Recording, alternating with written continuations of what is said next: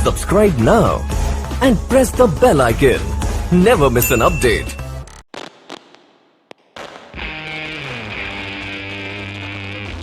मैं धारक को 500 रुपए अदा करने का वचन देता हूं। Signature reserve bank governor.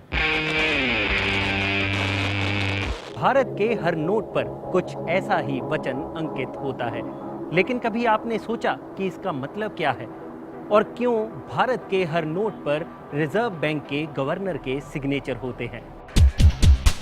कभी आपने ये सोचा कि आरबीआई जितना चाहे उतना नोट क्यों नहीं छाप लेता? नोट छापने के लिए चाहिए ही क्या? एक नोट छापने की मशीन, कुछ लोग, स्याही और कागज। आपके मन में एक सवाल तो जरूर आता होगा कि आरबीआई के पास कितना सोने का अंबार है। आप में से अक्सर कई लोग ये खबरें भी पढ़ते रहे होंगे कि आरबीआई ने इतने हजारों करोड़ रुपया भारत सरकार को दिया। लेकिन कभी आपने ये जानने की कोशिश की कि आरबीआई को इतने हजारों करोड़ों की इनकम आखिर होती कहां से है?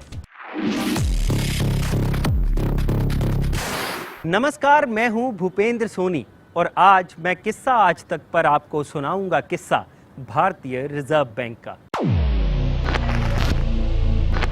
सबसे पहले बात करते हैं नोटों की छपाई की। आरबीआई एक्ट 1934 के सेक्शन 22 के तहत आरबीआई को बैंक नोट इशू करने की पावर्स दी गई हैं और आरबीआई की जो इकाई ये काम करती है उसका नाम है भारतीय रिजर्व बैंक नोट मुद्रण प्राइवेट लिमिटेड। आरबीआई ज्यादा से ज्यादा 10,000 रुपए तक का नोट छाप सकती है और अगर आरबीआई को इससे बड़ा नोट छापना होगा तो उसके लिए सरकार को आरबीआई एक्ट 1934 में बदलाव करना होगा। अब आपका अगला सवाल होगा कि ये नोट आखिर छपते कहां हैं? इसके लिए पूरे भारत में 4 प्रिंटिंग प्रेस हैं। महाराष्ट्र के नासिक में, एमपी के देवास में, कर्नाटक के मैसूर में और वेस्ट बंगाल के सलबोनी में। इनमें से नासिक और देवास की प्रिंटिंग प्रेस को भारत सरकार कंट्रोल करती है और बाकी की 2 प्रिंटिंग प्रेस जो सलबोनी और मैसूर में है उनको आरबीआई कंट्रोल करता है। रही बात नोटों की छपाई की, तो आरबीआई साल की शुरुआत में ही प्रिंटिंग प्रेस को एक शेड्यूल दे देता है जिसमें बताया जाता है कि उन्हें कब कब कितना नोट छापना है। इसके लिए आरबीआई पहले से ही डेटा तैयार कर लेता है जो आरबीआई के 19 रीजनल ऑफिसेज से मिले डेटा से तैयार होता है। इसके बाद आरबीआई स्टैटिस्टिकल एनालिसिस का सहारा भी लेता है, यानी आरबीआई पहले से ही ये गणना कर लेता है कि कितने नोट सर्कुलेशन में है, कितने नोट पिछले साल नष्ट कर दिए गए, कितने नोट नए छापे जाने हैं और कितने खराब नोटों को इस बार बदला जाना है। इन सब की गणना करने के बाद आरबीआई फाइनेंस मिनिस्ट्री की कॉइन्स एंड करेंसी डिवीजन से कंसल्ट करता है और उससे कंसल्ट करने के बाद ये फैसला लिया जाता है कि इस साल कितने नोट छापे जाने हैं। खैर, ये तो हुई नोटों की छपाई की बात, लेकिन सिक्कों का क्या? कॉइनेज एक्ट 1906 के मुताबिक सिक्कों की ढलाई का काम आरबीआई नहीं बल्कि भारत सरकार के हाथ में होता है।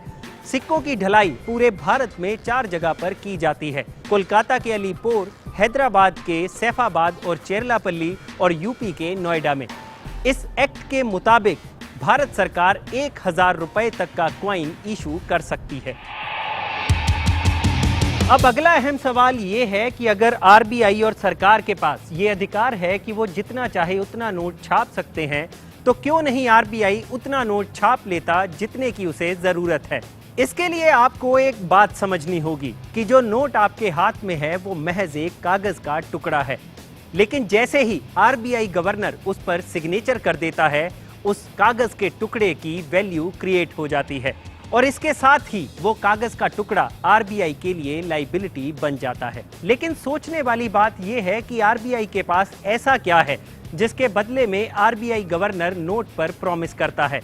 तो इसका जवाब है कीमती धातु सोना और भारतीय रिजर्व बैंक का फॉरेन रिजर्व। यानी आरबीआई के पास जितना सोना और जितना फॉरेन रिजर्व है उतने के ही नोट आरबीआई इशू कर सकता है और अगर आरबीआई ने इससे ज्यादा करेंसी इशू की तो आरबीआई की करेंसी की वैल्यू गिर जाएगी। यानी आरबीआई की करेंसी को अगर एसेट से बैक ना किया गया तो भारत की करेंसी का हाल भी वेनेजुएला की करेंसी जैसा ही हो जाएगा।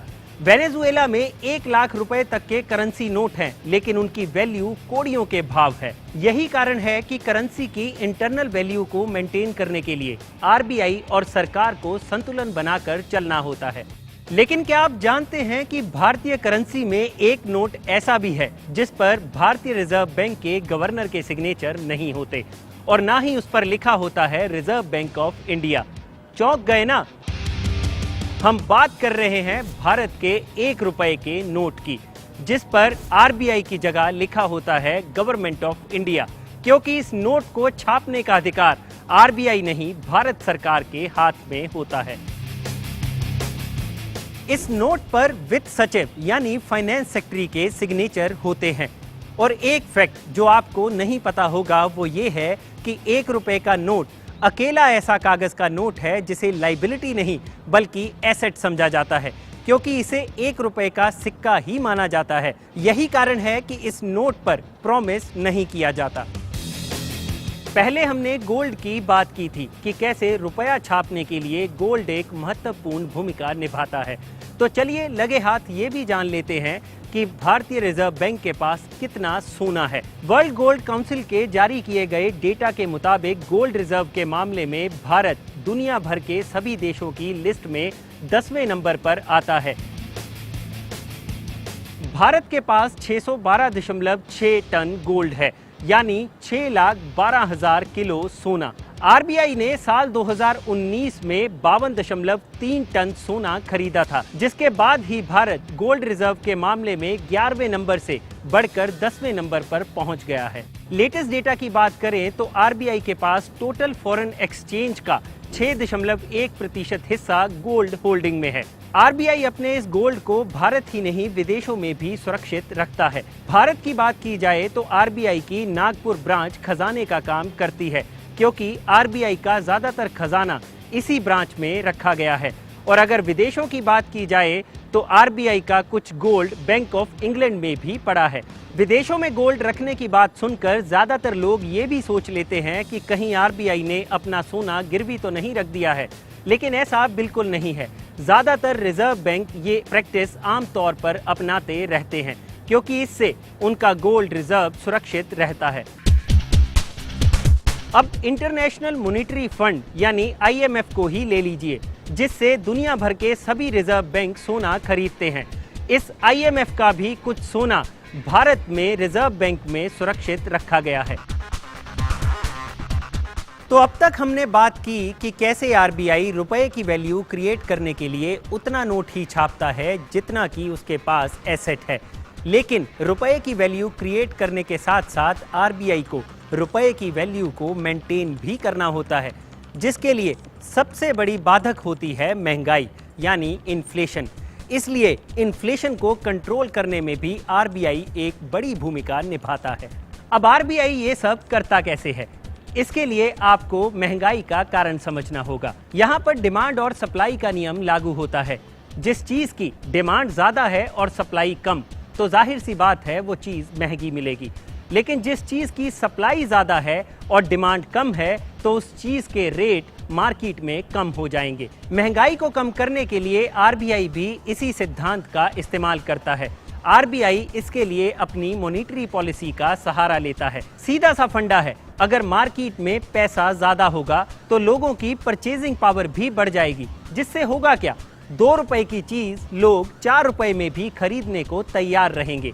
लेकिन अगर मार्केट में पैसे का इनफ्लो कम कर दिया जाए तो लोगों की परचेजिंग पावर भी कम हो जाती है, जिससे लोग कम खरीदते हैं, उससे चीजों की डिमांड भी कम हो जाती है, जिससे महंगाई नियंत्रण में आ जाती है। इसके लिए आरबीआई रेपो रेट और कैश रिजर्व रेशो यानी सीआरआर को बढ़ा देता है, जिससे मार्केट में कैश इनफ्लो और बैंक लोन को रेगुलेट किया जाता है। इसे और आसानी से समझते हैं। अगर रेपो रेट बढ़ जाएगा तो बैंक जो आगे लोन देते हैं उसका इंटरेस्ट भी बढ़ जाएगा, यानी लोगों को हायर इंटरेस्ट पर लोन मिलेगा।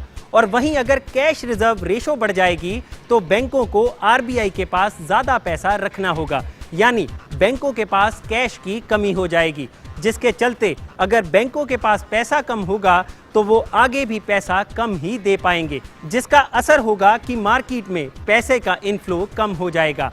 यानी लोगों के पास अगर पैसा कम होगा तो उनकी परचेजिंग पावर कम हो जाएगी, जिससे महंगाई खुद ब खुद कंट्रोल में आ जाएगी। इसमें भी आरबीआई को संतुलन बनाकर चलना होता है। डिमांड कहीं इतनी भी ना कम हो जाए कि इकोनॉमी डाउन हो जाए और महंगाई कहीं इतनी भी ना बढ़ जाए कि आम आदमी का जीना ही मुहाल हो जाए। अब बात करते हैं सबसे अहम सवाल की कि आखिर इन सभी ऑपरेशंस को करते हुए आरबीआई पैसा कहां से कमाता है, जो आगे सरकार को दिया जाता है। आरबीआई की कमाई के कई साधन हैं। इनमें से एक है ओपन मार्केट ऑपरेशंस। अब आप ये सोच रहे होंगे कि ये होता क्या है। असल में आरबीआई बैंकों से बॉन्ड्स खरीदता है और इसके एवज में आरबीआई उन्हें कुछ पैसा देता है, जिससे इकोनॉमी में पैसा घूमता रहता है और इन बॉन्ड से आरबीआई इंटरेस्ट भी कमाता है और इन बॉन्ड्स की वैल्यू बढ़ने पर आरबीआई को प्रॉफिट भी होता है।